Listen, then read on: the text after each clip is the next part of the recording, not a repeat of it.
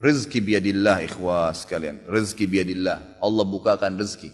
Saya cuman karena tidak enak kalau saya mau menceritakan keadaan saya pribadi ya. Kalau pengalaman saya pribadi terlalu banyak bukti-bukti nyata subhanallah yang saya hadapin pribadi. Pada saat lagi terdesak dari sisi ekonomi, godaan luar biasa. Ada pinjaman yang berbunga, ada yang begini, ada yang begitu. Tetap saya tolak, saya komitmen. Sampai pada titik terakhir, titik klimaksnya saya pertahankan, Allah berikan jalan keluar yang tidak masuk di akal ikhwah. Betul-betul tidak masuk di benak saya. Saya ceritakan salah satunya, pada saat saya ada masalah kemarin di Kalibata. Ini untuk diambil ibrah saja. Restoran saya buka 2 tahun 8 bulan. Kemudian saya pertemukan antara omset sama bayar sewa dan ya, service charge-nya. Karena di mall ada service charge maka tidak cukup, tidak berimbang. Saya merasa selama hampir 3 tahun tidak mendapatkan keuntungan. Lalu saya berpikir untuk menutup restoran itu. Dan pada saat itu subhanallah saya berpikir restoran ini sudah saya tutup aja deh. Saya jual aja. Mungkin dengan kesibukan dakwah. Beberapa ikhwah juga yang saya amanahkan di situ sudah ada yang satu yang sudah niat mau kuliah. Udah gak bisa lagi lanjut. Saya bilang oke lah baik. Selama 3 bulan vakum. Gak bisa bergerak sama sekali. Pada saat itu subhanallah 1 rupiah pun ikhwah saya gak punya duit. Allah jadi saksi saya bingung. Waktu itu bagaimana caranya untuk mencari jalan keluar nih. Jual restoran pun akan dilelang dalam kondisi murah. Restoran itu sudah besar asetnya.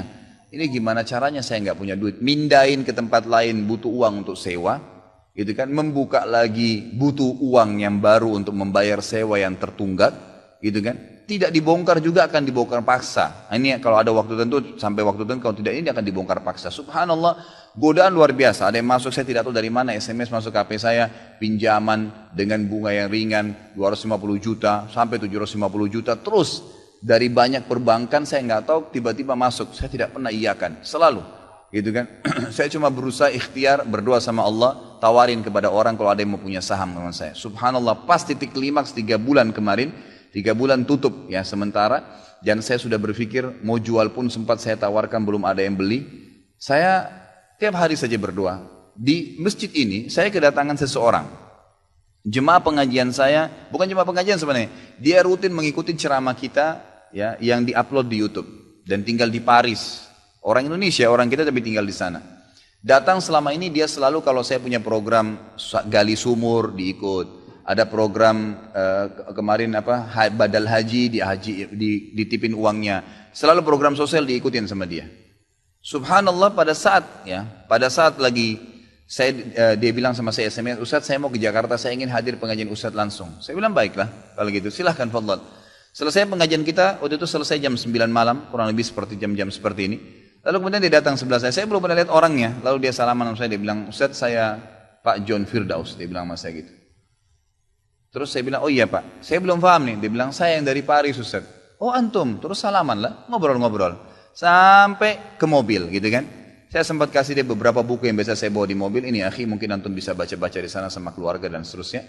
Sebelum berpisah, dia bilang sama saya, Ustaz saya sempat bawa teman ke Kalibata.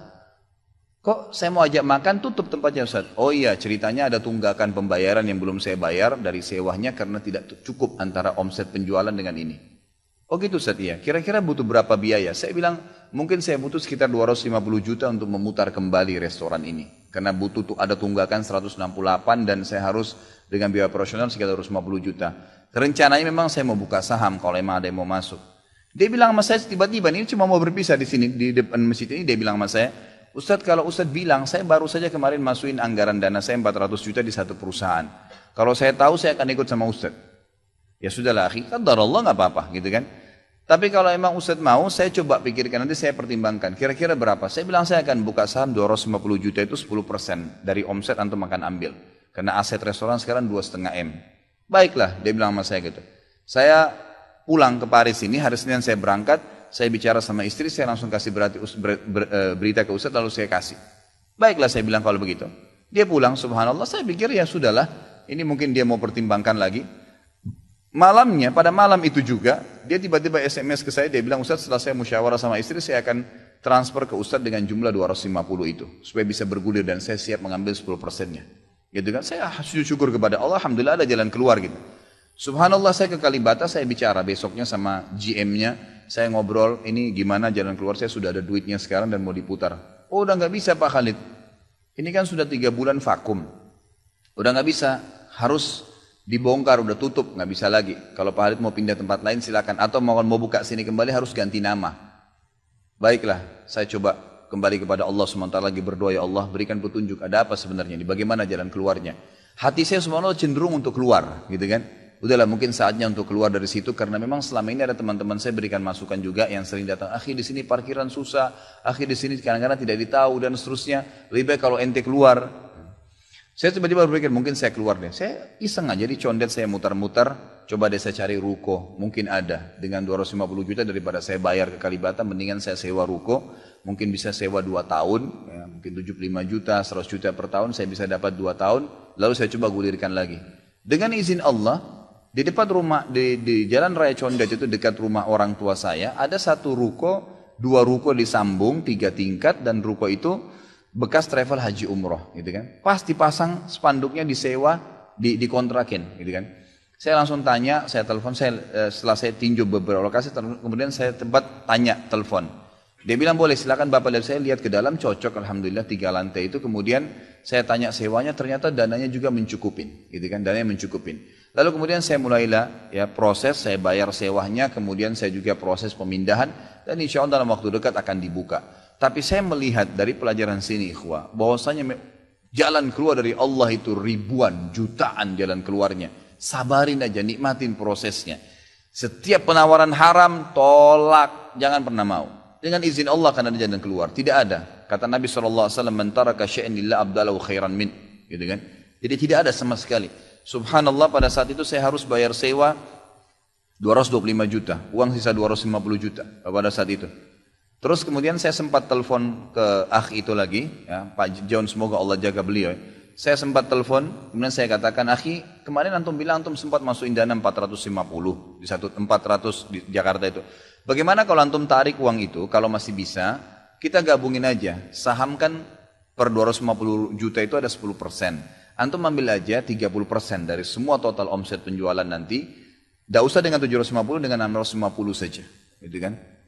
Dia bilang kalau itu sudah nggak bisa Ustaz. Tapi memang coba saya pertimbangkan deh. Saya akan coba hubungin teman-teman di Paris ini yang sudah biasa, yang kenal antum. Gitu kan? Kalau yang kenal antum mungkin mereka bisa. Baiklah, fadhal. Subhanallah, besok dia SMS lagi ke saya. Ustaz, saya sudah musyawarah dengan istri, ternyata saya punya dana cukup. 650, kami yang pegang semua saham itu. Ditransfer uang semua ke saya. Yang tadinya saya dari 1 rupiah tidak pegang duit, masuk uang 650 juta ikhwah, tidak masuk di akal. Gitu. Sesuatu yang tidak masuk. Orang ini saya nggak kenal, nggak pernah ketemu, sekali ketemu di sini, dan sekarang sudah kembali ke Paris. Setiap kali saya bilang akadnya saya akan kirim, baru tadi saya kirim akadnya. Sudah nggak apa-apa Ustaz, saya percaya. Akhi, ini bisnis loh, bisa untung rugi. Sudah paham Ustaz. Orang lain aja banyak bisnis dia rugiin saya nggak takut, apalagi sama Ustaz. Sudah silakan, alhamdulillah. Saya melihat Allah berikan jalan keluar yang sangat dimudahkan. Yang penting nikmatin prosesnya dan yakin kepada Allah SWT. Jangan takut, jangan takut. Dan ada banyak kisah seperti dalam hidup saya yang saya mungkin sebagian tidak diceritakan gitu kan. Cuma ini tadi saya buka supaya memang bisa ada pengalaman. Karena rata-rata sini karena hanya masalah kekhawatiran saja. Kekhawatiran rezeki yang insya Allah tidak akan ada masalah dalam kehidupan kita.